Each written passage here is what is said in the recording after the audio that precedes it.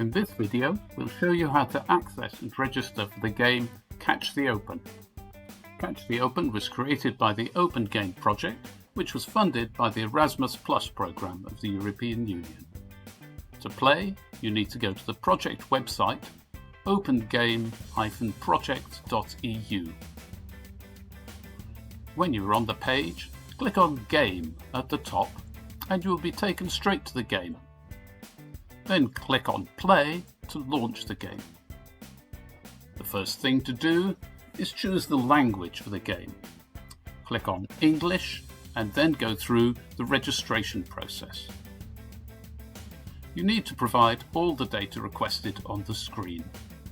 Please be aware that we only collect this data for research purposes. When you have entered all the data, click on Register and you can access the game. In this video, we're going to click on Sign In because we have already registered. The next step is to fill in the email and password that you provided when you registered. Finally, press Sign In to start the game.